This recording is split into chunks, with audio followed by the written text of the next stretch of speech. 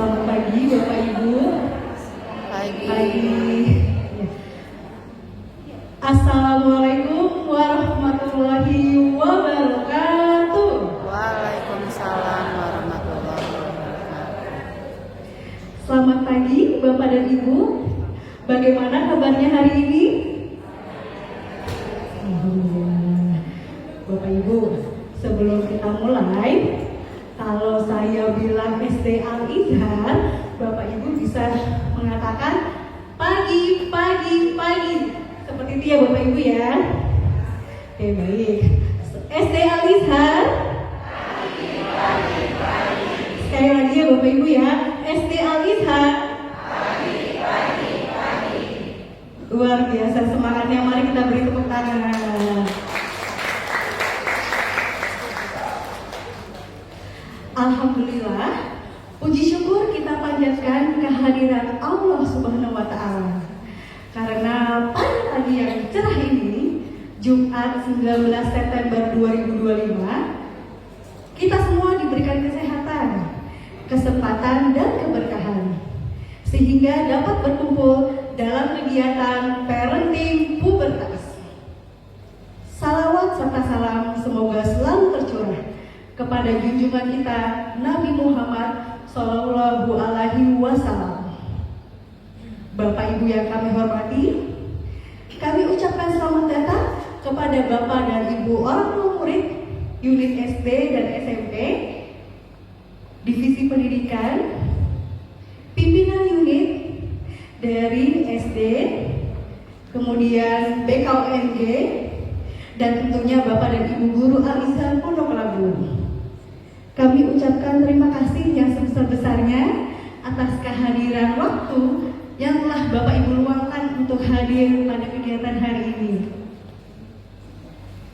Perkenalkan Bapak Ibu, saya Amelia adalah guru BK unit SD yang akan memandu jalannya acara pada pagi hari ini. Bapak Ibu, sebagai informasi, selama acara berlangsung dimohon untuk mengaktifkan mode senyap pada telepon genggam masing-masing. Silakan.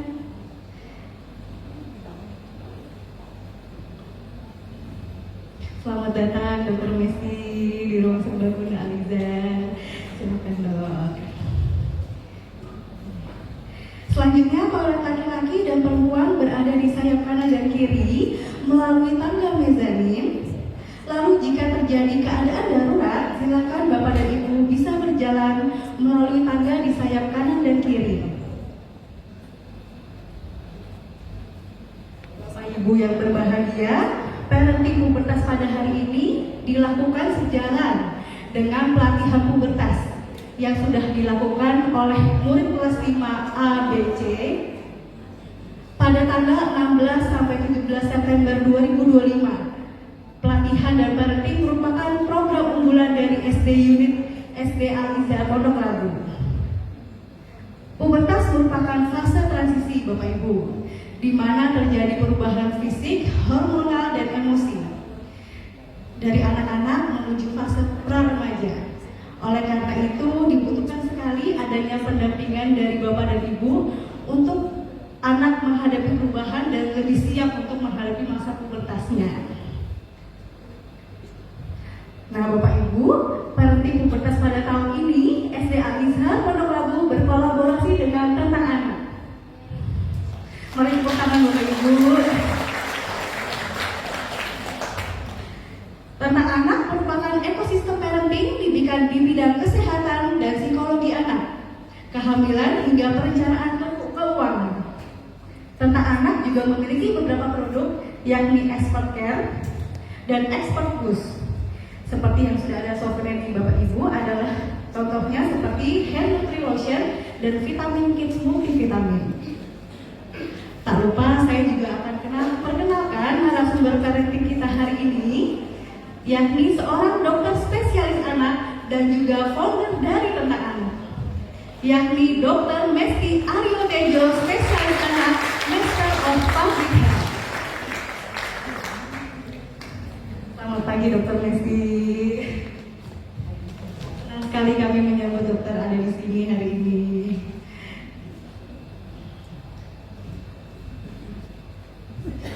Profil tentang Dr. Mesty Aryo Tejo, beliau merupakan alumni SMP Al-Izhar Pondok Labu angkatan ke-11. Kemudian Dr. Mesty menyelesaikan program pendidikan dokter dari Universitas Indonesia, lalu Master of Public Health dari Johns Hopkins Global School of Public Health di USA. Tak perlu panjang lebar, Bapak Ibu, langsung saja kita dengarkan paparan dari Dr. Mesty Aryo Tejo. Kepada Dr. Mesty dipersilakan. Terima kasih Bu Amel. Assalamualaikum warahmatullahi wabarakatuh.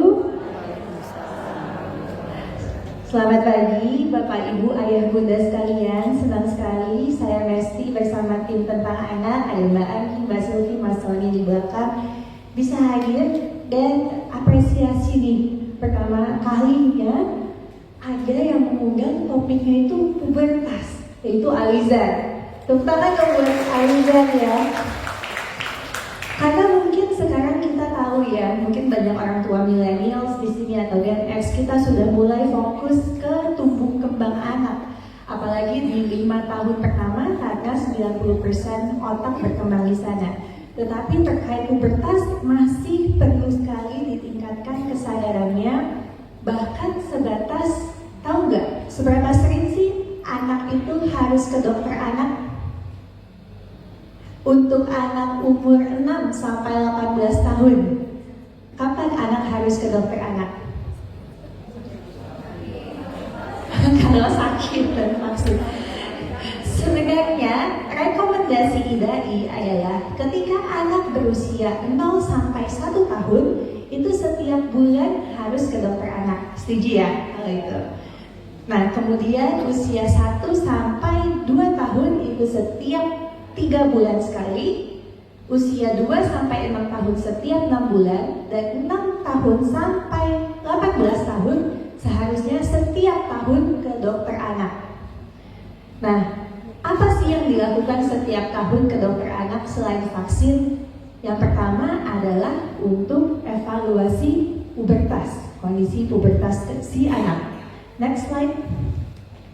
Nah, jadi tadi Bu Amel sudah sampaikan ya bahwa pubertas adalah kondisi di mana terjadi perubahan tidak hanya fisik tetapi juga hormonal. Justru hormon inilah yang mencetuskan perubahan di fisik, emosi yang mempersiapkan seseorang anak beranjak menjadi dewasa.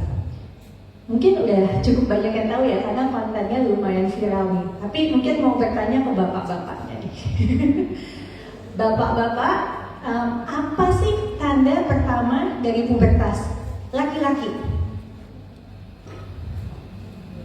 Apa Pak? Bodinya kenapa bodinya? Kalau dari pengalaman saya, mungkin anak ini mulai suka berdandan. Oh, jadi ada keinginan berdandan ya, yang itu tanda terlihat. Oke, itu mungkin tanda yang terlihat di orang tua. Tapi ada satu tanda, terima kasih jawabannya. Ada satu tanda spesifik yang menunjukkan anak laki-laki itu mulai pubertas. Tanda pertama laki-laki pubertas. Ada yang mau jawab? Ayo Bu, silakan.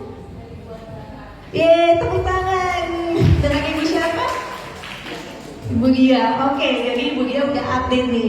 Jadi penting untuk ayah dan ibu tahu bahwa tanda pubertas pertama laki-laki bukanlah mimpi basah, bukannya tumbuh kumis atau tumbuh jakun atau suara berubah, tapi kita perlu mengidentifikasi dari ini ketika ada perubahan di buah zakarnya. Siapa di sini yang suka ngecekin buah zakar anaknya? Ya, nggak ada kan. Jadi memang idealnya kenapa dibawa setiap tahun untuk evaluasi perubahan itu. Bahwa awalnya buah zakar itu seukuran mungkin kacang merah. Tetapi ketika dia sudah mulai pubertas, maka ukurannya akan berubah seperti anggur muskat gitu, muskat. Nah, jadi perubahan itu yang penting untuk dipantau. Nah, usia berapa normalnya mulai? Ada yang tahu? buah zakar itu boleh berubah ukurannya menjadi lebih besar? 11 tahun. Ada lagi? 10. Jadi untuk tanda pubertas pertama pada anak laki-laki itu baru boleh mulai ketika sudah berumur minimal 9 tahun. Dan paling telat adalah usia 11 tahun untuk mulai pertumbuhan buah zakar. Dan pubertasnya akan berlanjut sampai 16 hingga 18 tahun. Oke, itu laki-laki. Yang kedua, perempuan. Apa tanda pubertas pertama pada perempuan?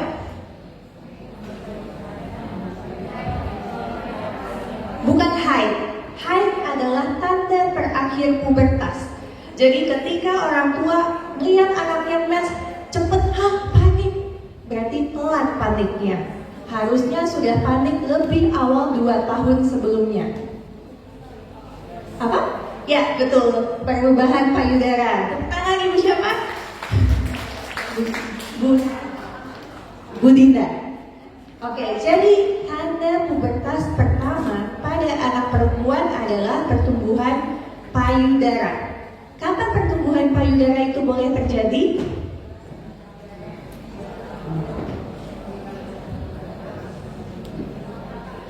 Ya, di atas 8 tahun.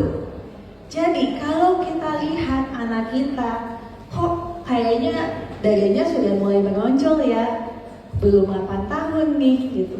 Itu harus langsung dibawa ke dokter anak. Kenapa? Karena pubertas yang terlalu cepat memiliki banyak risiko yang nanti akan saya jelaskan. Oke, selanjutnya.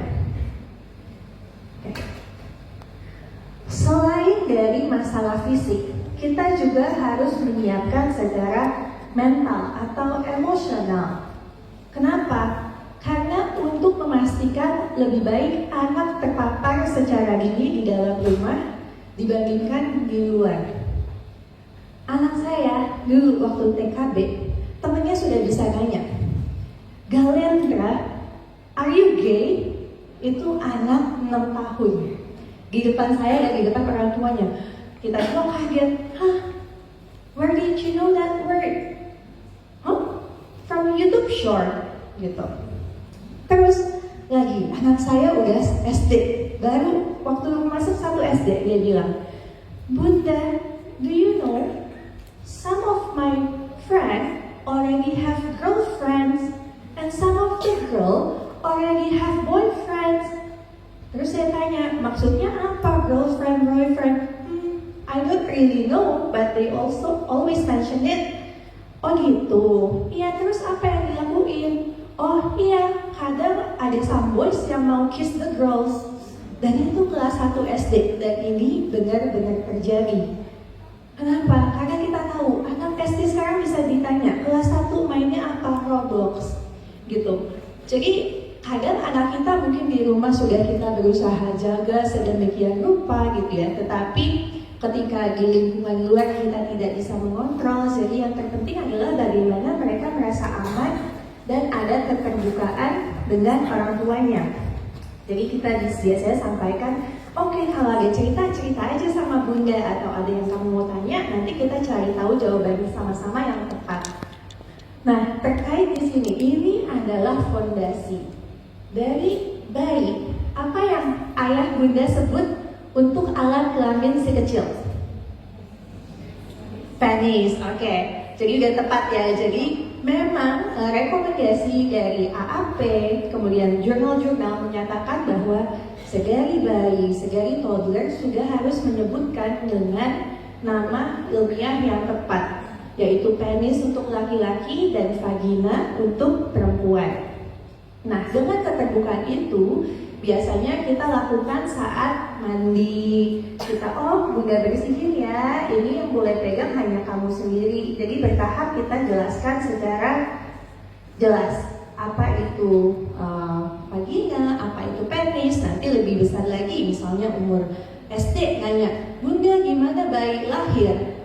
Kita bisa langsung jelaskan dengan Tidak perlu terlalu detail, tetapi dengan ilmiah yang tepat.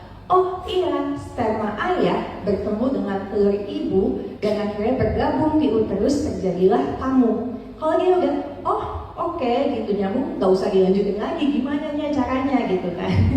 Tapi ya kita hanya menjawab sesuai pertanyaan. Kalau kita bingung, sekarang juga udah banyak ChatGPT, kita bisa tanya bagaimana menjelaskan ke anak usia dini. Nah, ini yang tadi saya sampaikan bahwa tahapan pubertas ada tahap 1 sampai 5 yang biasanya terjadi dalam rentang 2 sampai 3 tahun. Biasanya yang sulit pada perempuan yang agak gemuk, bagaimana sih membedakan ini payudaranya sudah tumbuh atau timbunan lemak?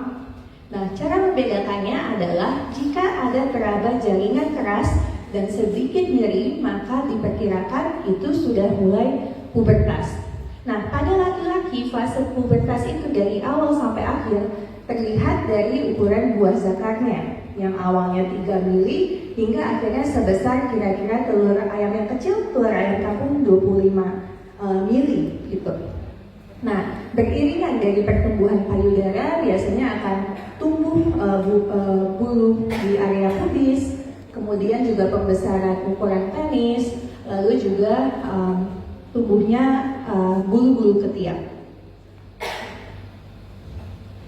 Kenapa pubertas ini sangat penting? Yang pertama, pubertas akan sangat menentukan potensi tinggi akhir anak. Nah, banyak orang tua itu kalau ke dokter anak pasti fokusnya, dok, anak saya perkembangannya harus maju. Yang kedua adalah, dok, saya mau anak saya tingginya optimal, gitu kan? Nah, kalau anak mulai pubertas terlalu cepat, maka kecepatan tulang akibat hormon yang meningkat tajam akan semakin cepat terjadi. Akhirnya di saat anak lain masih tumbuh, dia sudah berhenti tumbuh. Makanya sering kita lihat kalau anak SD, mungkin dulu kita punya teman-teman ya, yang kita lihat kok SD-nya bongsor banget, tapi pas udah kuliah, udah kerja kok segitu-segitu aja. Nah, itu biasanya akibat pubertas yang terlalu cepat. Nah, yang kedua, apa dampaknya kalau pubertas terlalu cepat?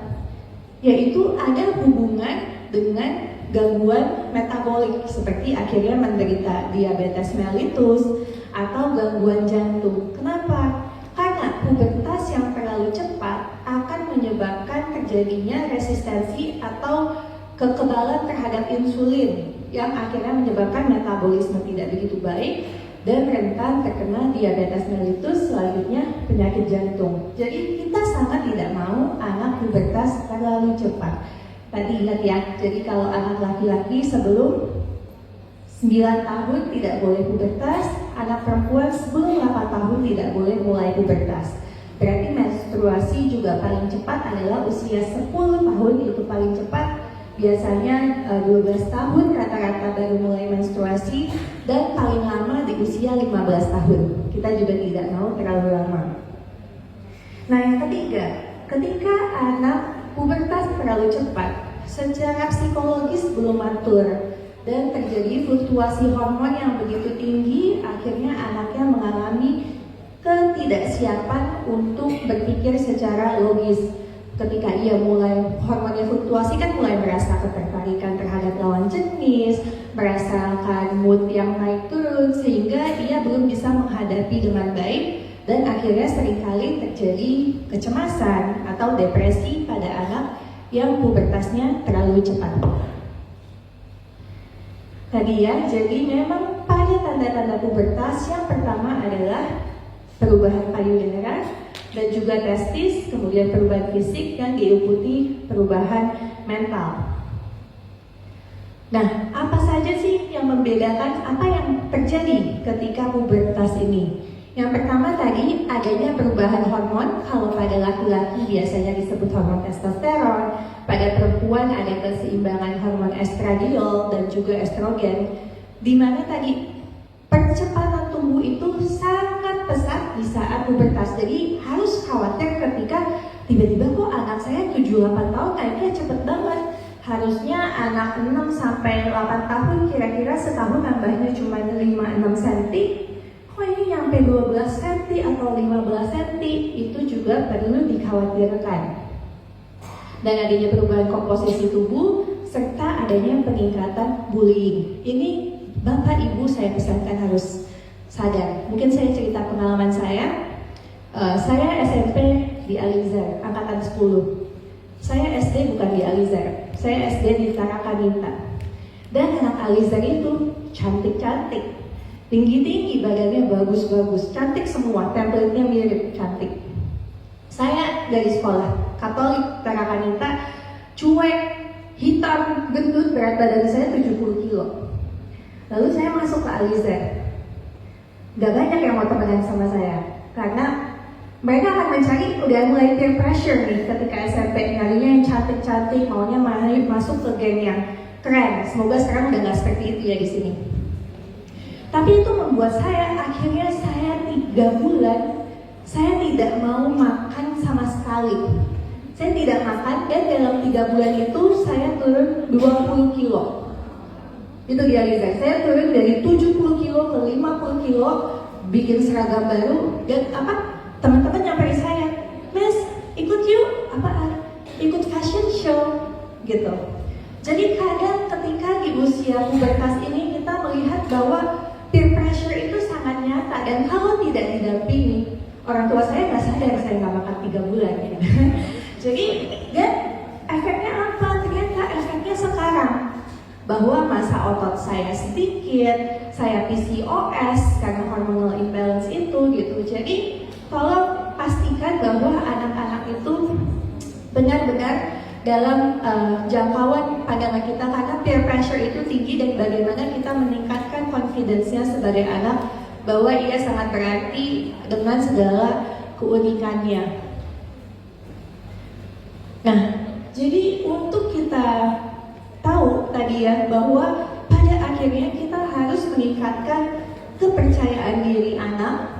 Bagaimana ketika mereka cerita atau mereka menyeletuk, karena biasanya kan diskusi ini munculnya dari celetukan-celetukan ya.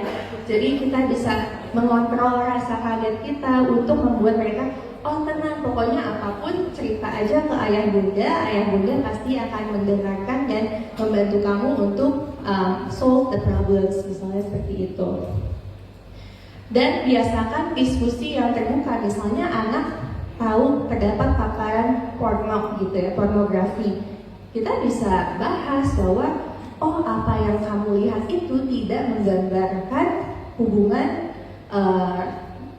romans yang sebenarnya atau hubungan pasangan yang ideal, bahwa pasangan yang sebenarnya bukan seperti itu, bahwa pasangan yang sebenarnya adalah saling menghargai, saling merasa aman, saling percaya. Jadi kita tanya balik lagi, apakah kamu nyaman melihat hal seperti itu, dan lain-lain. Nah, jadi tadi kalau pubertasnya terlalu cepat, maka kita sebut sebagai early puberty atau pubertas prekoksia. Nah, prekoksia ini terjadi tadi ketika laki-laki sebelum usia 9 tahun dan perempuan sebelum 8 tahun, sehingga biasanya harus diidentifikasi. Kita biasanya lebih tenang kalau yang pubertas kecepatan itu perempuan, karena seringkali penyebabnya tidak diketahui dan bukan penyebab yang berbahaya. Tetapi kalau pada laki-laki itu paling banyak justru penyebabnya adanya tumor gitu. Jadi kita harus hati-hati sekali dan memastikan bahwa pubertasnya di rentang waktu yang aman. Jadi seperti disampaikan, penyebab pubertas prekoksia biasanya adanya ketidaknormalan pada otak, adanya tumor pada perifer, termasuk masalah pada tiroid dan juga sel telur, juga adanya sindrom-sindrom lain. Tapi yang ingin saya bahas yang menarik, ada banyak faktor yang terbukti meningkatkan risiko pubertas. Yang pertama adalah apa? Apa yang meningkatkan faktor risiko pubertas pada anak? Ya, obesitas. Jadi anak yang overweight atau obesitas cenderung risiko pubertas cepat lebih awal. Ada lagi? Asap rokok. Rokok di dalam rumah meningkatkan risiko anak pubertas 7 kali lipat lebih cepat dibandingkan anak yang tidak ada household yang merokok di rumah. Yang ketiga adalah anak yang masa kecilnya entah dia melihat atau mengalami kekerasan baik verbal maupun psikis atau fisik di rumah. Jadi ketika anak mengalami itu hormon kortisolnya semakin meningkat gitu ya, sehingga mencetuskan inflamasi yang akhirnya meningkatkan juga risiko terjadinya pubertas dini pada anak. Kemudian gimana beralihnya? Nah, kemudian tantangan bagi orang tua adalah untuk memahami apabila adanya masalah medis. Jadi tadi sebenarnya pubertas terlalu cepat tidak boleh, terlalu lambat tidak boleh. Anak terlalu pendek dibandingkan teman-temannya juga tidak boleh. Apalagi perempuan, maksudnya dibanding kurva ya, dibanding kurva dan dikatakan pendek atau sangat pendek, harus dicari penyebabnya. Karena pada perempuan seringkali adalah sindrom Turner, di mana ada kelainan kromosom yang menyebabkan perempuan tidak pubertas, juga pertumbuhannya sangat terlambat. Yang kedua tadi, exposure terhadap media dan pornografi. Kita harus tahu bagaimana zaman berkembang, bagaimana teman-teman anak kita beraktivitas. Harus tahu, bisa jawab, kenapa teman-temanku boleh main Roblox, aku nggak boleh? Kenapa teman-temanku sehari bisa gadget 5 jam, aku cuma di weekend? Kembali lagi, sepertinya itu juga ke value keluarga masing-masing yang pastinya berbeda-beda, tetapi kita harus bisa menjelaskan dengan baik. Dan yang ketiga adalah open parent-child communication yang memang harus dibiasakan dari bayi. Dan selanjutnya untuk sekolah dan rumah adalah bagaimana memang sudah membiasakan untuk mengedukasi berdasarkan science dan evidence. Jadi ranahnya bukan hal membicarakan yang tabu, tapi ya ini science. Kita di sekolah dokter pun bahas itu ya secara biasa saja. Dan guru juga sebagai role model, saya kagum sekali ya dapat banyak insight dari sekolah Al-Izhar terkait murid-muridnya saat ini. Dan sebagai orang tua kita harus hadir dan mendengarkan anak kita tanpa memberikan judgement dan mencari solusi bersama-sama. Baik, mungkin itu dulu dari saya. Terima kasih banyak atas perhatiannya. Semoga bermanfaat. Ya, baik, terima kasih Dr. Nesti untuk paparannya. Mari kita beri tepuk tangan. Oke, selanjutnya dok, setelah ini kita akan ada sesi tanya jawab ya dok ya. Oke, mungkin kita boleh ke bawah saja dok ya. Oke, kita lebih interaktif nih dok ya dengan orang tua.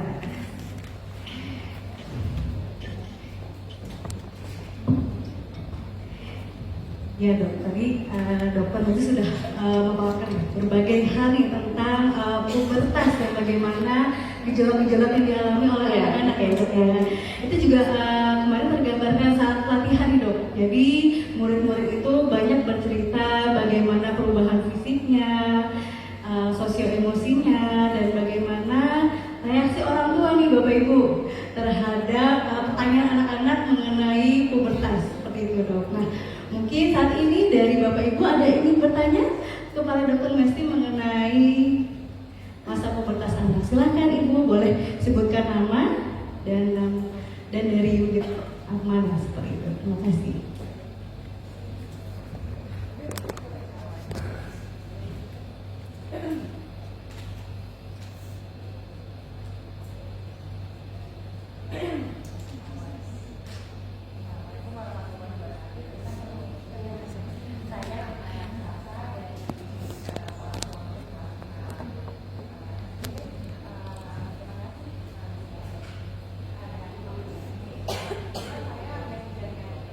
Terima kasih.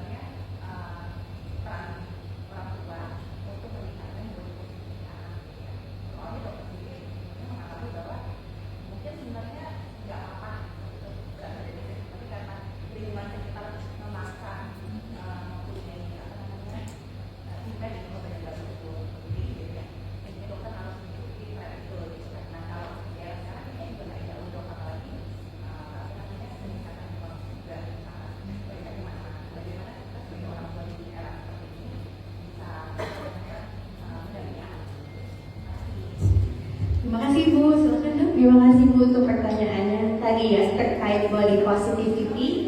Di satu sisi kita ingat bahwa body positivity itu juga anaknya sehat.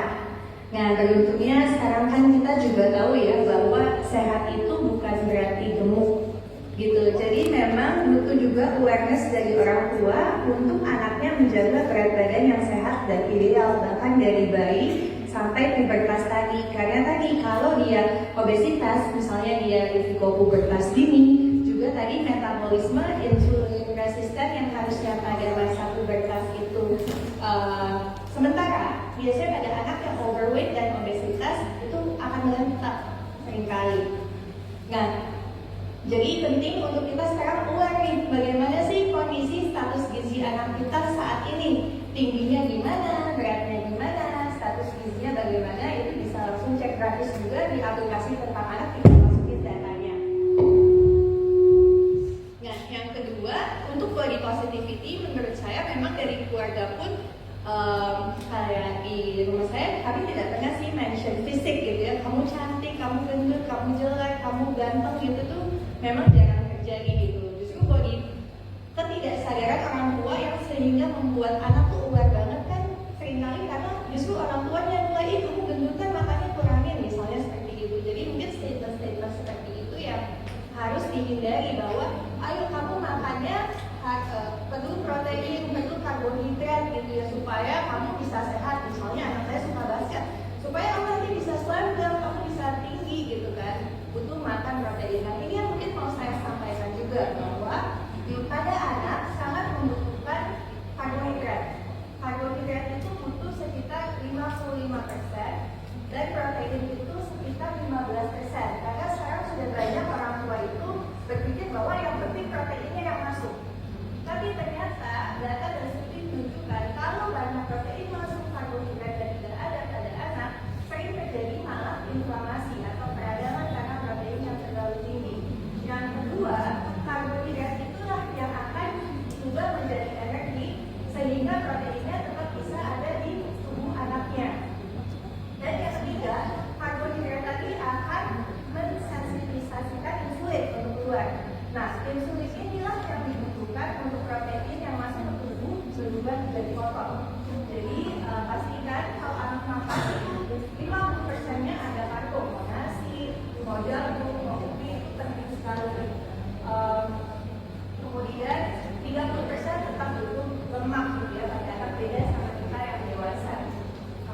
Itu jadi dari nutrisi itu dan dari orang tua seberapa jauh anak boleh terpapar informasi di dalam rumah, sebenarnya itu beda-beda menurut saya setiap orang tua karena tahap perkembangan anak juga berbeda-beda, kesiapannya untuk mencerna informasi juga beda-beda. Misalnya saya lihat anak saya umur 6 tahun dia sudah suka baca buku dokumen misalnya gitu.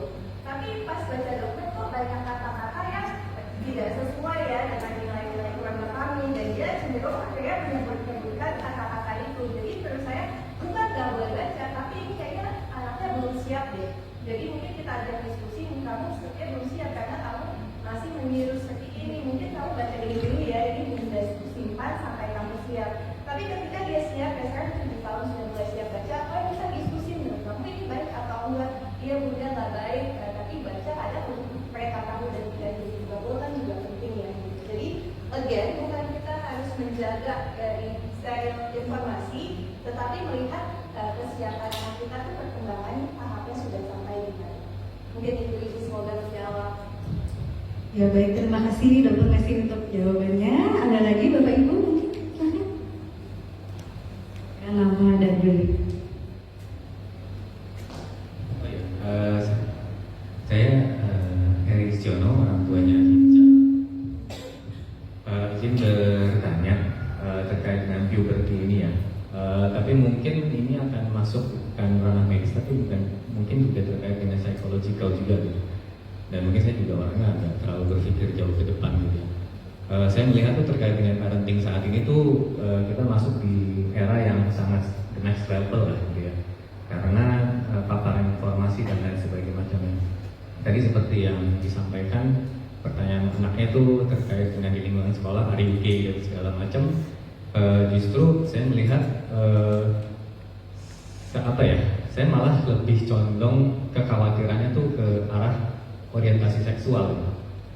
Jadi memang dalam hal ini saya sendiri cukup mencari informasi, dan mungkin memang nggak ada salah ya saat ini, karena kan era ini mungkin baru muncul di saat ini gitu ya. Ibarat hal-hal tersebut semakin kesini semakin dinormalisasi gitu. Dan alhamdulillah mungkin kita masih tinggal di Indonesia gitu ya. Nah, saya tuh ingin bertanya dan mungkin sharing pengalaman yang terkait dengan terkait dengan menghadapi hal ini, itu sebaiknya tuh seperti apa gitu, karena kan paparan LGBT ini sangat kuat sekali gitu. Satu sisi kadang-kadang jujur saya malah bertanya sama anak saya, atau saya bahkan mendorong gitu, kamu tuh ada suka nggak sama siapa dan lain sebagainya macamnya gitu. Justru saya agak mendorong daripada saya tidak tahu, malah orientasinya malah yang tidak sesuai gitu. Nah mungkin memang dari kita sendiri dan dari sisi sekolah sudah berusaha ya, baik itu kebetulan kalau di Alizal tentunya ada aspek agama dan lain sebagainya macamnya. Cuman memang hal tersebut ya tidak dipungkiri itu sangat mengkhawatirkan di kondisi saat ini. Mungkin itu sih kayaknya. Baik, terima kasih Pak, pertanyaannya sangat relevan ya. Maksudnya kita sebagai orang tua pasti khawatir sekali adanya mungkin bukan doktrin ya, tapi terkait ini gitu ya, bahkan di buku-buku di aplikasi anak gitu, karena mungkin value-nya berbeda. Sebenarnya ketika belum terpapar, jadi dari awal kita sudah harus menjelaskan gitu ya, dari anak yang lahir, toddler, bahwa oh kamu punya penis berarti kamu laki-laki, kamu punya vagina berarti kamu perempuan. Dari situ tuh biasanya udah nempel tuh dia bahwa aku laki-laki, aku perempuan gitu.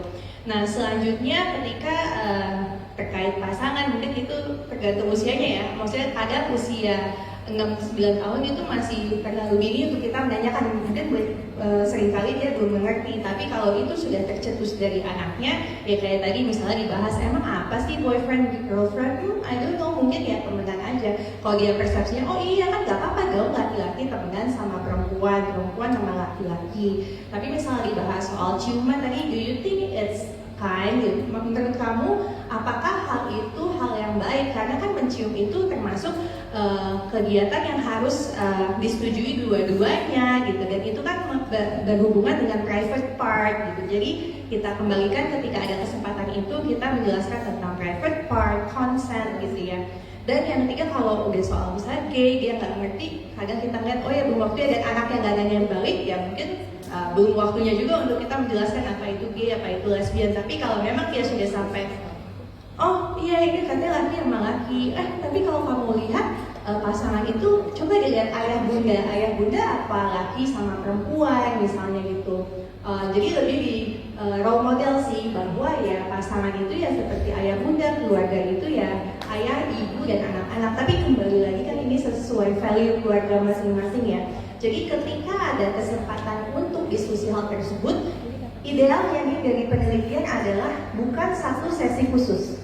Jadi idealnya adalah ya lagi ngobrol ringan, kecetus, kita bahas sedikit, lama-lama anaknya juga biasa untuk berdiskusi. Jadi kalau diskusi khusus itu tidak disarankan, however untuk kita memulai diskusi yang sangat lebih awal sebelum itu terjadi, ternyata berhubungan dengan penurunan risiko perilaku seksual yang menyimpang dan juga aktivitas seksual yang terlalu dini. Jadi tadi yang misalnya usia 8-10 tahun kita sudah bisa bahas, oh ya anak lahirnya dari mana misalnya.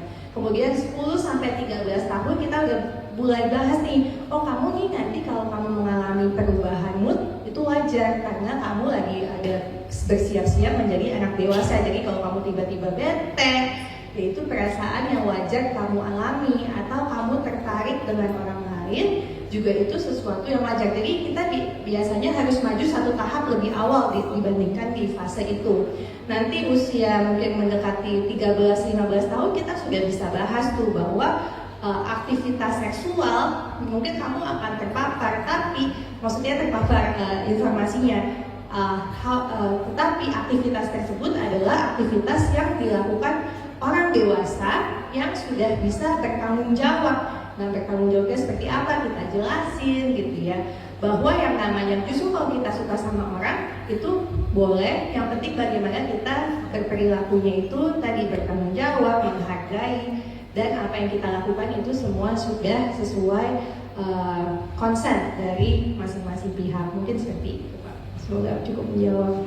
Baik, terima kasih dok. Ini saya juga jadi ingin relate nih dok nih dengan pelatihan kemarin saat kami melakukan pelatihan pubertas, di mana beberapa murid kelas 5 ada yang sharing nih dok.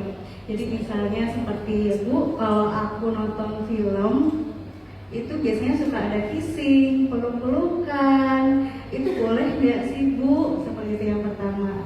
Yang kedua, apa sih boleh hamil? Nah itu ya dok ya. Kapan nih kapan usia menikah? Tapi ternyata anak sudah bertanya sejauh itu dok. Seperti itu. Nah, terus kemudian anak-anak juga menanyakan beberapa istilah dok, seperti istilah-istilah yang ada mereka lihat di film, tapi mereka anggap itu kasar. Nah, dari pihak sekolah Bapak Ibu biasanya kami itu murid-murid bisa menuliskan surat dok. Jadi menuliskan surat di kotak perasaan, nanti mereka akan tanya nih, misalnya Bu, kalau ini artinya apa sih Bu? Kalau ini artinya apa? Justru kami tampung. Jadi mereka justru akan lebih terbuka dibanding kalau yang mereka cerita Bapak Ibu. Jadi misalnya aku kan tanya nih Bu ke mama papa misalnya, tapi mama papa kaget, terus ya udah deh aku nggak cerita gitu. Jadi ternyata ada beberapa murid yang seperti itu. Oh ya sudah, kalau begitu tetapi yang pertama memang kamu harus tetap cerita ke orang tua. Kalau misalnya mama papa masih belum bisa menjawab dengan clear, nanti bisa tanyakan di sekolah. Karena anak-anak pada dasarnya Bapak Ibu dan Dokter Mesti ya, anak-anak tuh hanya ingin tahu ini tuh artinya apa sih, boleh atau tidak, seperti itu. Dan ternyata pengetahuan mereka belum seluas ekspektasi kita gitu ya dok ya.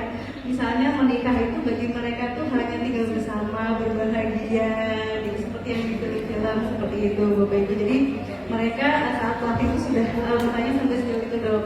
Nah justru kami edukasi dengan ini arti kata ini tuh seperti ini ya Kak ya. Nah ini boleh nggak ya untuk kita beritahu atau kita sampaikan kepada teman kita.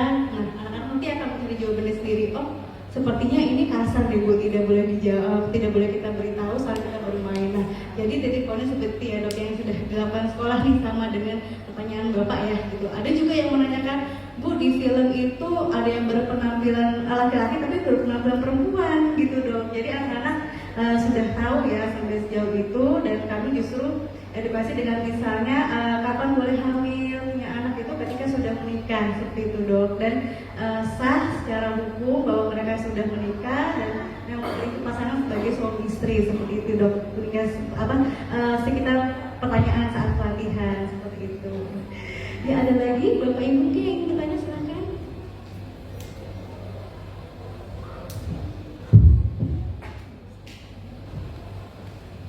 Selamat pagi dok. Pagi.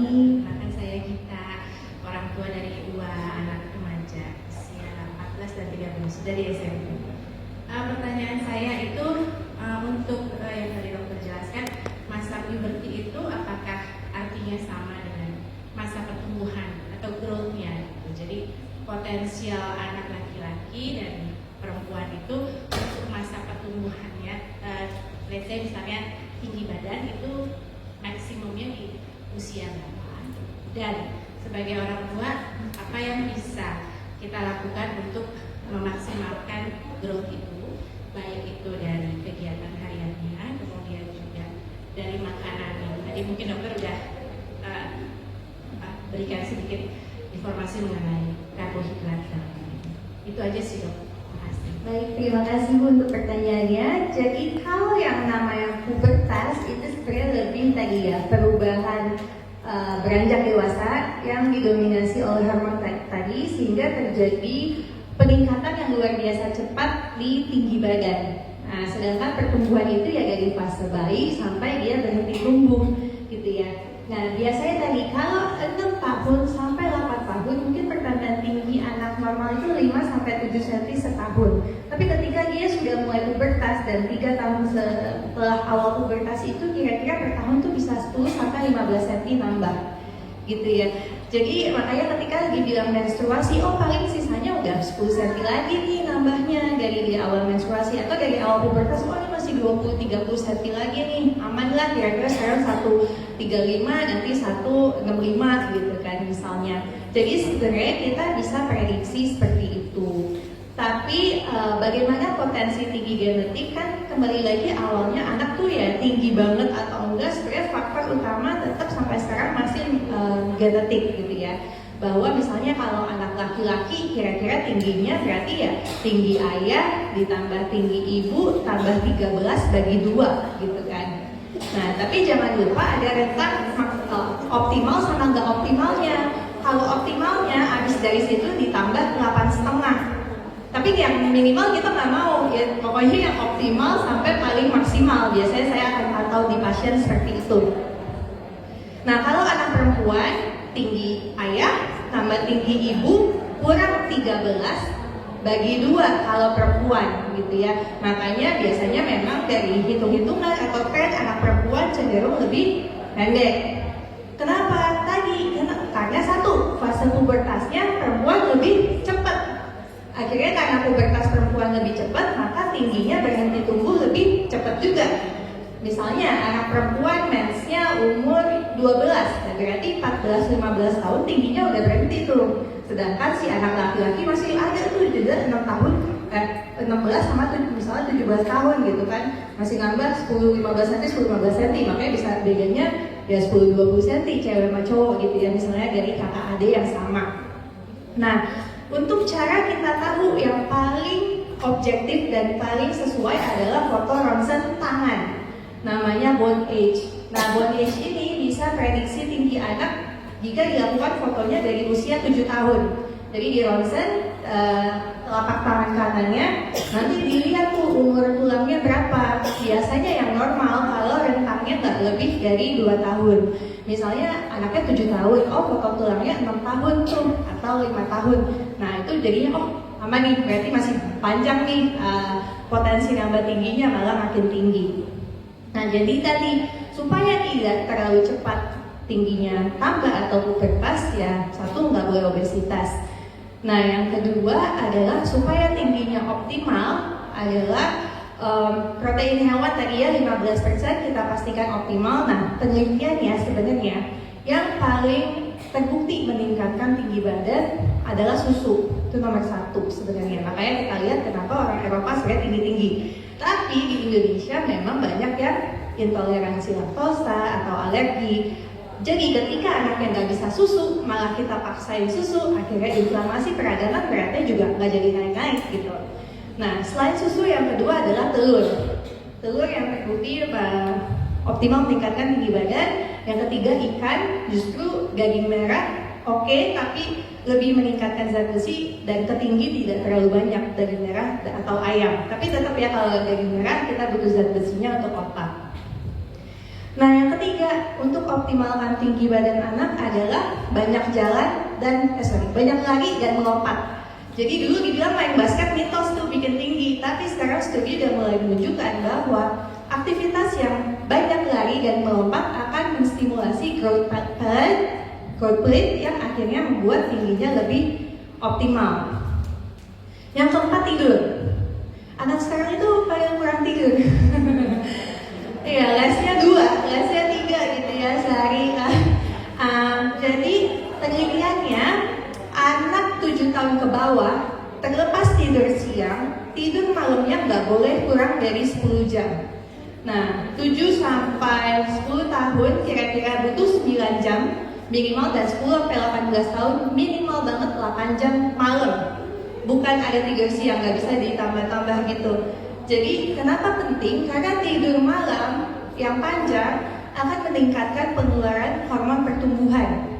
Nah, growth hormon ini pentingnya bukan untuk tinggi aja, tetapi untuk fokus juga, untuk rekonsolidasi memori. Makanya sering kita lihat mungkin ya teman-teman kita itu kok tidur mulu kerjanya tapi ujian bisa. Yang begadang nilainya pada jelek-jelek gitu, karena ternyata sepenting itu tidur gitu. Jadi itu tadi ya, satu memang genetiknya, kedua protein hewannya dan kecukupan nutrisinya.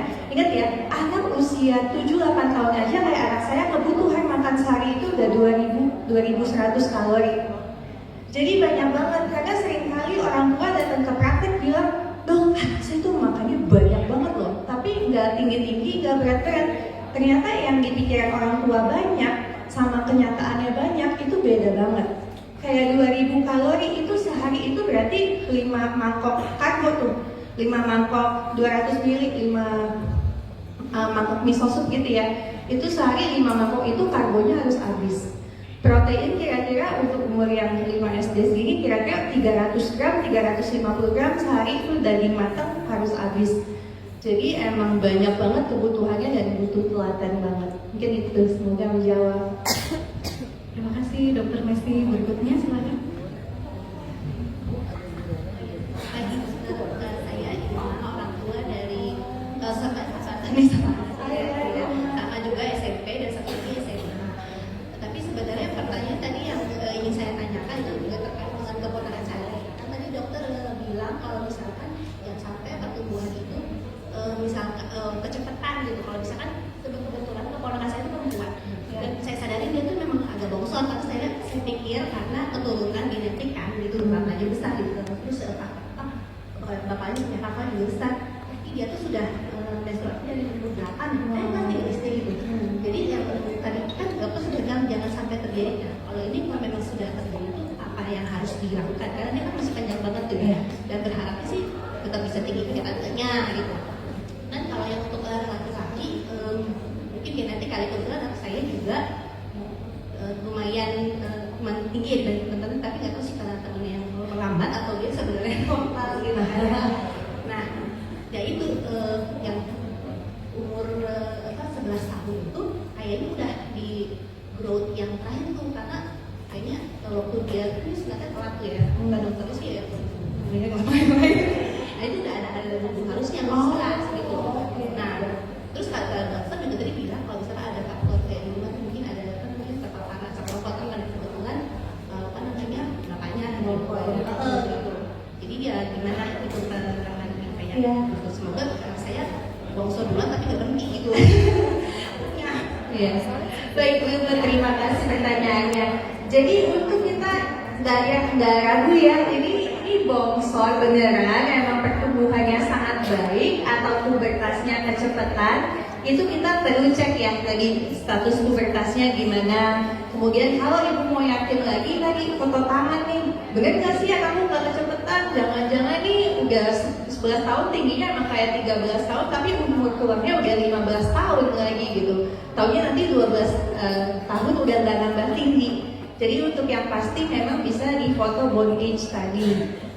Nah, kedua, kalau sudah pubertas terlalu cepat, apa yang bisa dilakukan?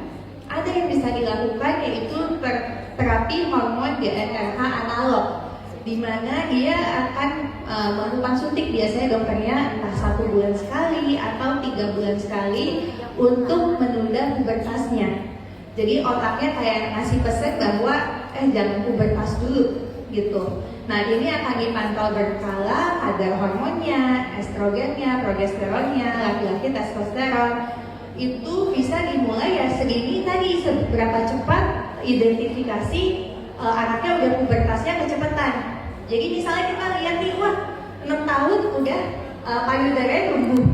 Biasanya akan ke dokter anak, dan kalau benar iya nih udah tumbuh, akan dirujuk ke dokter anak endokrin, yaitu bagian hormon anak. Nah, nanti akan dilihat tuh terapinya, sehingga akan dilanjutkan sampai ini anak sudah waktunya pubertas, baru dihentikan terapinya. Nah, ini juga bisa dilakukan pada anak yang masih mens awal. Selama mensnya belum teratur, kita telat identifikasi, mensnya kecepatan, itu juga bisa diterapi, baik perempuan ataupun laki-laki. Semoga menjawab, Irma. Ya. Selamat pagi Dokter Mesty. Pagi. Saya dengan Mena. Anak saya Arya kelas 5. Kebetulan karena anak saya laki-laki, mau nanya nih, apakah pubertas itu berkorelasi dengan ukuran dari penis dan prostat? Yang kedua, kapan kita sebagai orang tua mesti aware, wah kayaknya punya anakku ini kekecilan gitu kan, atau jangan-jangan kebesaran, ya, itu seperti apa? Itu tadi pertanyaan saya. Terima kasih. Baik, terima kasih Bu atas pertanyaannya. Betul ya, bisa kita lihat kalau di tender stage tadi sesuai fase pertumbuhan, umumnya buah zakar dan penis akan membesar juga.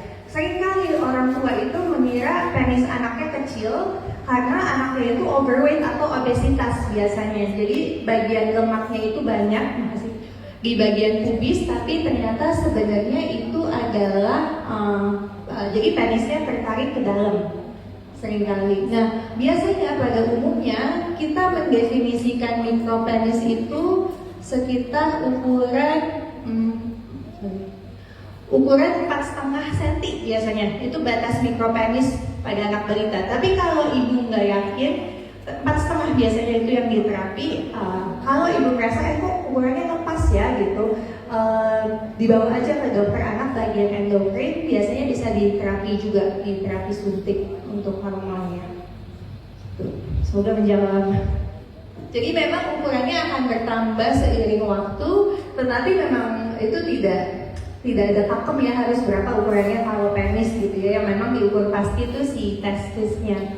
Nah biasanya kalau mikropenis istilahnya itu diterapi jika di bawah 4,5 cm.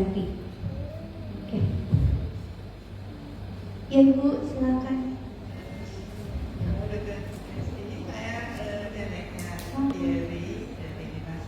Saya mau tanya, kapan waktu sunat? Jadi kan itu mempengaruhi katanya tinggi dan segala macam. Jadi kami pengen tahu gitu berapa. Terus adiknya perempuan susah sekali makan. Itu apakah saya harus ke ahli gizi atau gimana? Takutnya mempengaruhi tinggi dan jadi saya takut apakah ngomong. Baik Ibu, terima kasih untuk pertanyaannya. Jadi untuk yang pertama tadi untuk sunat. Sunat itu justru studi paling baru menganjurkan sunat itu di usia bayi 0 sampai 3 bulan. Saat geraknya masih belum aktif dan menurunkan risiko terjadinya infeksi saluran kemih. Tapi kalau sudah lewat 3 bulan, baiknya ditunggu memang sekitar usia 7 tahun atau mendekati pubertas ketika anak-anaknya sudah lebih kooperatif sehingga tidak perlu dibius total, jadi pemejaan lokal dan ukurannya juga sudah tidak terlalu berubah sehingga bentuk sunatnya masih dijaga lebih baik gitu. Tapi kalau sunat bikin tinggi itu secara studi belum ada Bu. Memang mungkin sunatnya rata-rata dilakukan pada usia prepubertas. Jadi ketika 9 tahun dia disunat, 10 tahun dia emang udah waktunya pubertas, jadi tingginya memang meningkat 10 sampai 15 cm itu. Gitu Ibu. Jadi ketika anaknya sudah kooperatif boleh dilakukan. Iya. Nah, kemudian untuk makanan, iya sangat benar sekali. Kalau makannya nggak bagus, biasanya tingginya nggak akan bagus. Kenapa? Karena apalagi di 2 tahun pertama ya. Jadi biasanya kalau saya bilang ke orang tua, kalau ingin anaknya tinggi optimal 2 tahun pertama jangan sampai lepas. Karena 80% tinggi badan di usia 2 tahun itu dipengaruhi oleh nutrisi, bukan genetik. Jadi ketika kita mau nambahin optimal banget tuh 2 tahun tuh harus telaten dijaga banget. Tapi setelah itu masa pubertas pun juga bertambahnya banyak. Nah, jadi ketika anak nggak mau makan, biasanya kita harus pastiin dulu apa masalahnya anak nggak mau makan. Nah, entah kenapa di masa sekarang ini sering banget saya tiba-tiba ketemu anak 11 tahun nggak mau makan, picky, di sekolah nggak fokus, gitu ya, tidur nggak bagus. Ternyata ada GERD. Jadi anak kecil sekarang tuh banyak banget yang ngalamin GERD gitu dari bayi.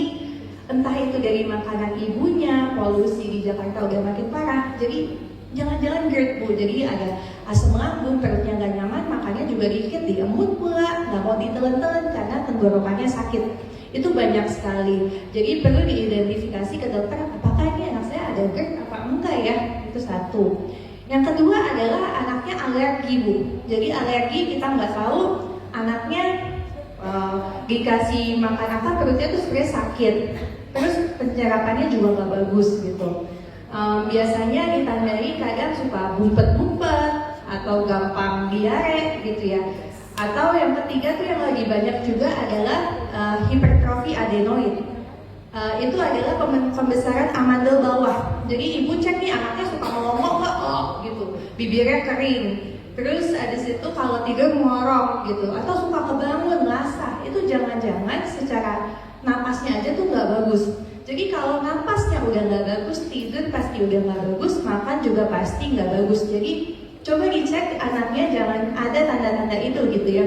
Satu, tadi ya perutnya suka konstipasi atau waktu bayinya tuh suka kolik. Dulu kan dibilang ya katanya waktu kolik tuh biasa lah bayi 3 jam nangis nggak ada sebabnya, itu namanya kolik, nggak apa-apa, ntar juga lewat. Tapi ternyata sekarang makin ada studi bahwa ternyata anaknya biasanya kolik tuh karena alergi gitu ya, atau ya emang perutnya sangat gak nyaman, harus dicari penyebabnya. Nah yang terakhir adalah memang anaknya mengalami trauma makan biasanya. Jadi itu yang mungkin perlu bantuan ranah psikolog. Terima kasih Ibu. Terima kasih Dok. Ada lagi Bapak Ibu yang ingin bertanya? Silakan. Selamat pagi dokter. Pagi. Saya Diani ya. Saya punya anak perempuan 2. Dan yang pertama itu waktu saya anaknya umur 1 tahun kan saya hamil lagi gitu ya kan. Jadi anak itu waktu itu masih menyusui. Nah yang mau saya tanya waktu itu ada dokter anak di salah satu rumah sakit yang mengatakan bahwa sebaiknya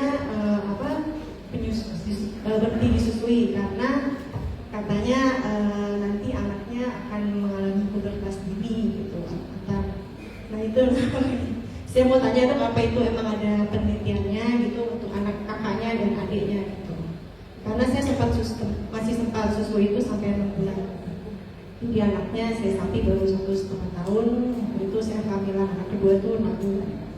Terima kasih. Baik, terima kasih Bu. Saya baru dengar itu jujur Bu. Jadi menyusui ASI itu bahkan rekomendasi WHO sekarang adalah sampai usia 2 tahun atau lebih selama ibu dan bayi menghendaki. Jadi walau bayinya menghendaki, ibunya udah nggak menghendaki, stop gitu ya. Dan untuk hubungan sama pubertas ini sih nggak ada ya sampai sekarang setahu saya untuk ASI gitu. Jadi malah bagus untuk bonding selama kita pastikan pertumbuhan berat badannya baik. Karena sebenarnya setelah usia 4 bulan nutrisi ASI itu udah sangat drop, terutama zat besinya. Semoga menjawab. Ya baik, terima kasih Dok. Ada lagi Bapak Ibu dibuka 2 sesi pertanyaan lagi. Apakah ada yang ingin bertanya kembali? Silakan Bapak Ibu. Sepertinya sudah tidak ada ya Dok ya. Baik, wah banyak sekali pengetahuan yang diketahui ya orang tua, dan saya senang sekali nih, kami senang sekali melihatnya karena banyak Bapak-Bapak juga yang hadir ya Dok ya. Kita apresiasi untuk Bapak-Bapak. Oke baik. Nah setelah dari pertanyaan-pertanyaan Bapak Ibu ke Dokter Mesti, bagaimana nih Dok? Setelah ini kita akan ada role play nih Dok. Nah kalau ada anak yang bertanya tentang suatu pertanyaan tentang pubertas, bagaimana cara orang tua menjawab? Nah sekarang justru kuisnya ke orang tua nih Dok. Oke. Silakan Dok. Ya, jadi sekarang kita masuk sesi role play Bapak Ibu. Bapak Ibu sudah siap? Pemutanya agak deg-degan ya. Jadi kami para fasilitator pubertas saat pelatihan tanggal 16-17 itu terdapat nih beberapa pertanyaan anak-anak gitu ya. Contohnya yang pertama misalnya, nanti boleh ya Bapak Ibu ada yang volunteer untuk menjawab pertanyaan dari saya ketika ada anak yang bertanya seperti itu. Yang pertama Bapak Ibu, Bu, aku kan udah kelas 5 nih ya. Aku lagi suka nih Bu sama dia. Soalnya dia itu cantik banget Bu gitu. Dia itu pendiam, dia itu rajin Bu anaknya.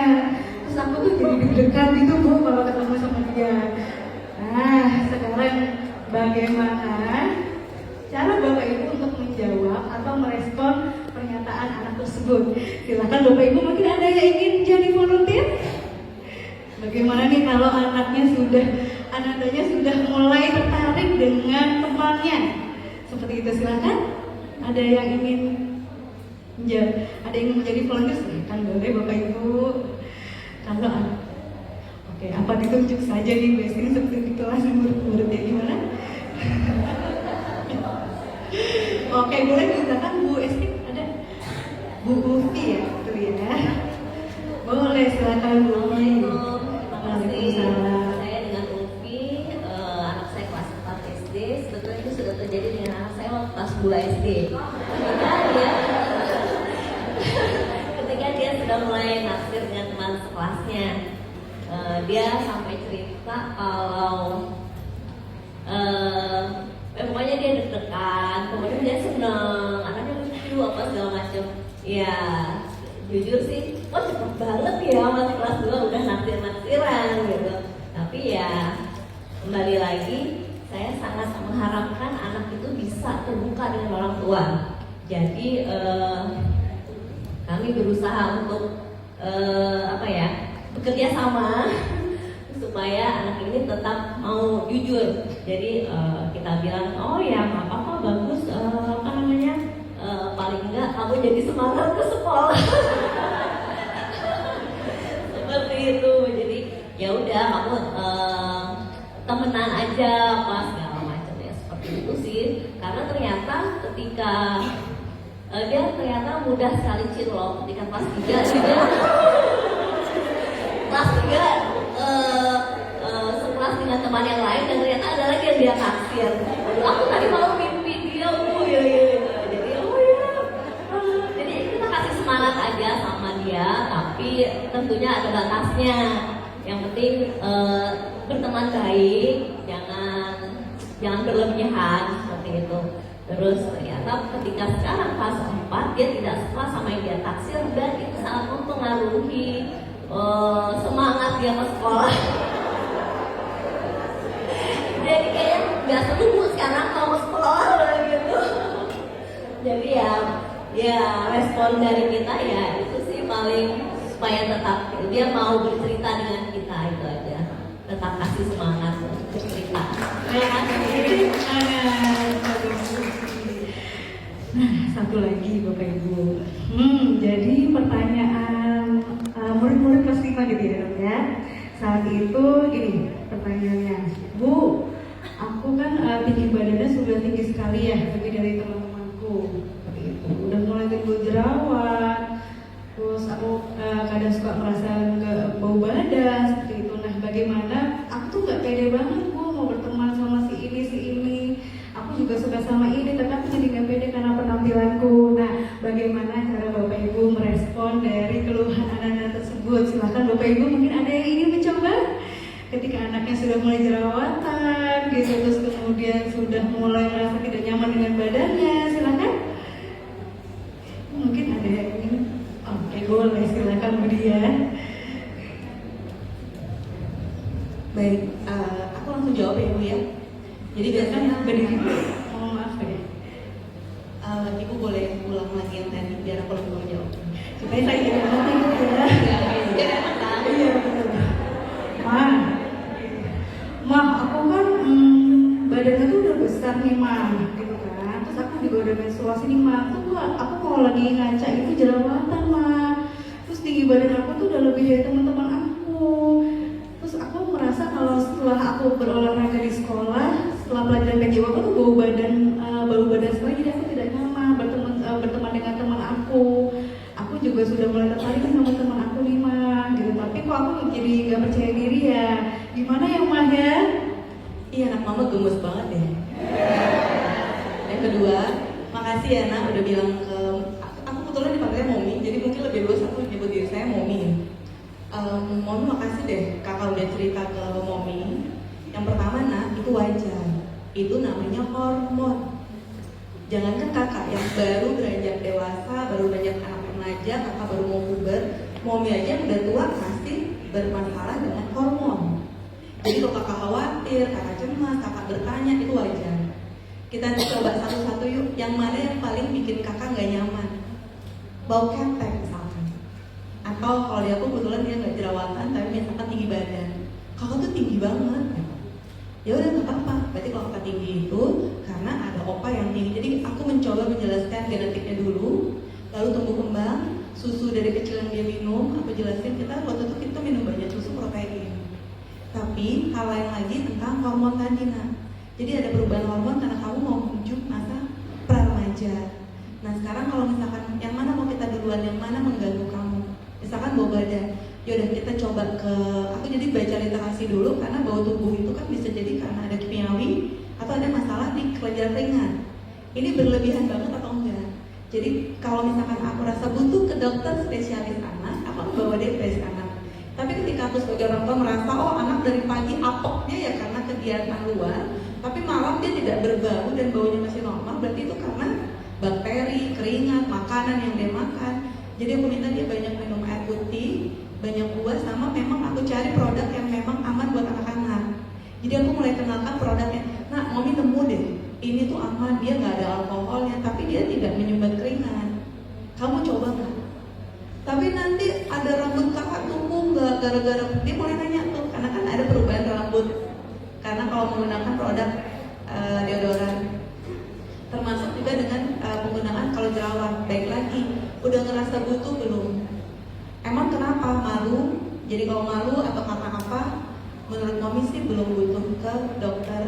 Jadi kita bersihin aja gimana? Jadi toner, skincare, kita mulai kenalin, atau facial wash. Berjalan tuh, pasti akan ada keluhan di mana anak ngerasa, mami aku bosen, capek. Oke, stop. Jadi poinnya adalah memberikan mereka kebebasan akan pilihan-pilihan yang mereka ambil. Tapi kita sebagai koridor untuk ngebatasin agar tidak terlalu jauh karena jatuhnya jadi body image gitu.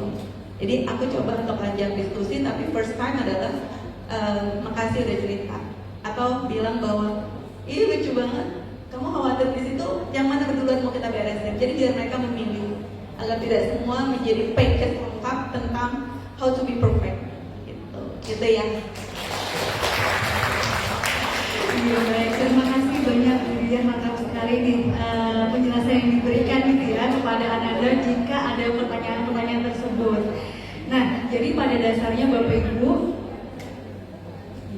bagi anak usia pra-remaja ya dok ya, itu dan bagi anak usia ini juga ya. Jadi ketika datang ke kami juga gitu ya ke ruang BK itu, mereka pertama hanya ingin didengar dulu ceritanya. Didengar, terus kemudian kami validasi, oh kamu lagi sedih ya, oh kamu lagi marah, oh gitu. Itu wajar terjadi jika kamu merasa marah, sedih atau senang. Oke, kalau begitu kita cari solusi bersama-sama ya. Seperti itu Bapak Ibu kalau yang kami lakukan di bidang bimbingan konseling seperti itu. Ya, terima kasih Bapak Ibu sudah yang tadi sudah menyuarakan ya bagaimana nih merespon pertanyaan-pertanyaan anak gitu ya seputar pubertas. Ya baik Bapak Ibu. Oke, untuk selanjutnya Bapak Ibu, kami dari SD sudah mengirimkan G-form ke grup masing-masing. Jika sudah ada boleh dicek kembali. Bagi yang belum nanti silakan Bapak Ibu silakan untuk mengecek G-form ada di layar. Ini silakan boleh di scan terlebih dahulu, kemudian diisi G-form untuk balik dari kegiatan ini.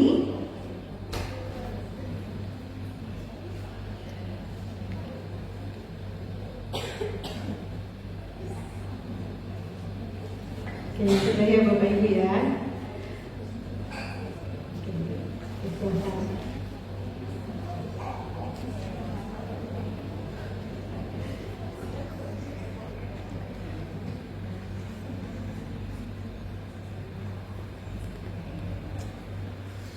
Silakan untuk diisi terlebih dahulu.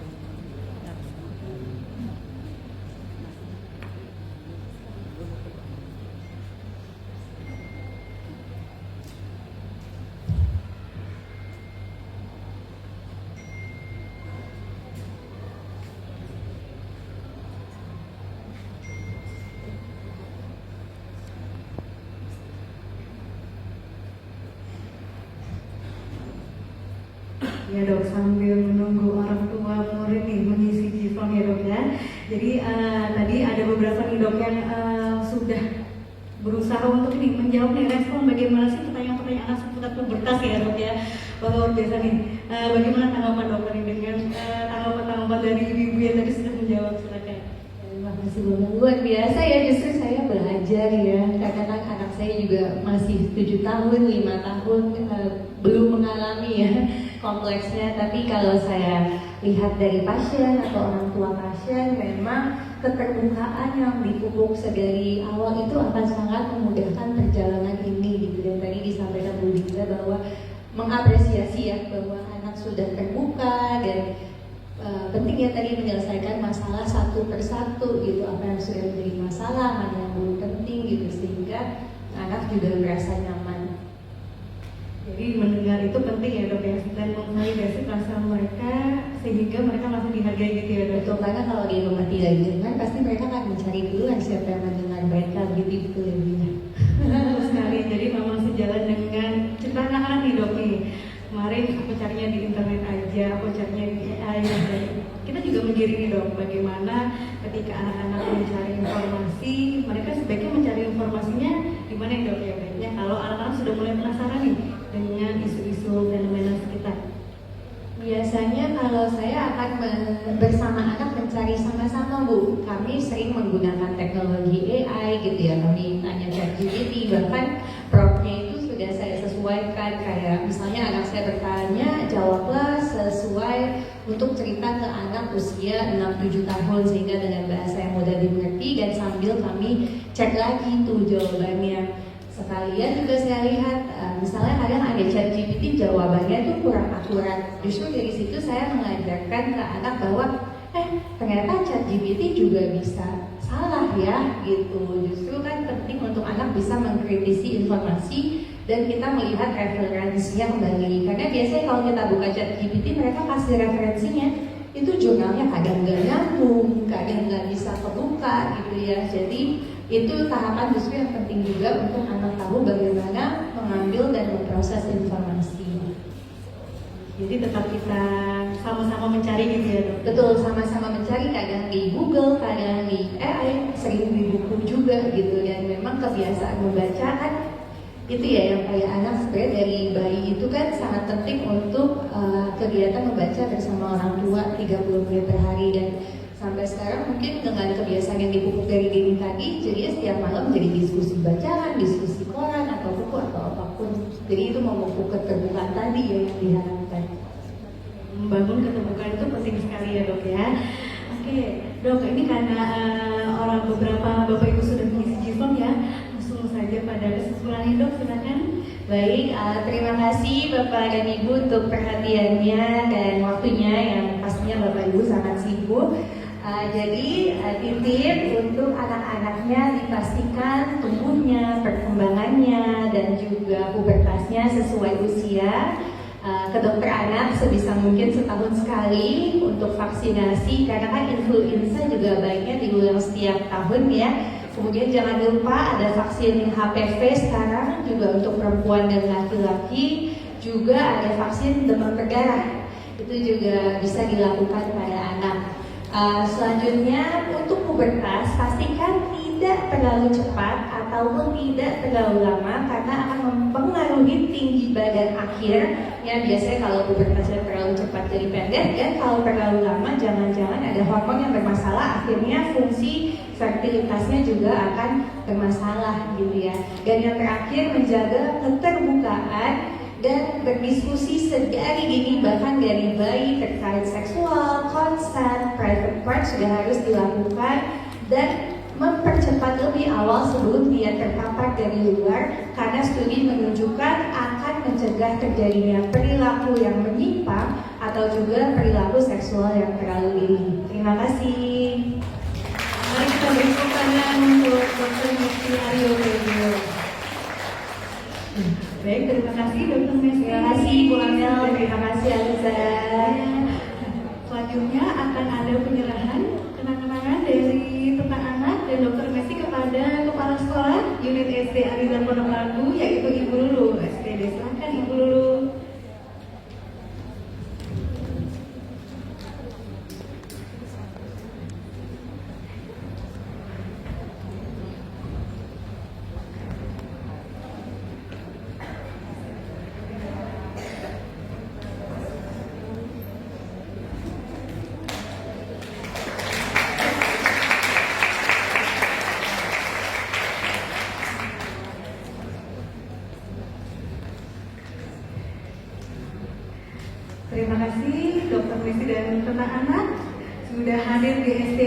Supporter Labu. Jika Bapak Ibu masih ada pertanyaan, boleh sampaikan via Gipop atau melalui aplikasi tentang anak ya dok ya. Iya betul, di aplikasi tentang anak ada fitur untuk memantau kurva pertumbuhan, stimulasi apa, bahkan tanya gratis ke dokter anak, psikolog anak itu setiap hari pasti dijawab dan gratis. Ya, jadi fitur dari aplikasi tentang anak dapat membantu Bapak Ibu untuk menjawab pertanyaan-pertanyaan seputar pertumbuhan anak, tidak hanya pubertas ya, tapi anak sejak dini gitu ya dok ya. Baik, terima kasih. Sebelum saya tutup, mari Bapak-Bapak kita sama-sama mengatakan ini Bapak Ibu kalimatnya. Saya siap mendampingi anak pubertas. Seperti itu ya Bapak Ibu ya. Oke, 1, 2, 3. Saya siap mendampingi anak pubertas. Oke, mari kita beri tangan semuanya. Terima kasih banyak Dr. Messi dan tim dokter anak yang sudah hadir, dan terima kasih juga Bapak Ibu yang sudah hadir. Sebelum nanti setelah saya tutup, kita akan kasih foto bersama di depan. Kemudian Bapak Ibu boleh kembali menuju aktivitasnya masing-masing. Terima kasih sudah hadir, dan mungkin waktu luang saya tutup dengan wabillahi taufiq wal hidayah. Wassalamualaikum warahmatullahi wabarakatuh. Waalaikumsalam. Foto bersama di depan ya, di waktu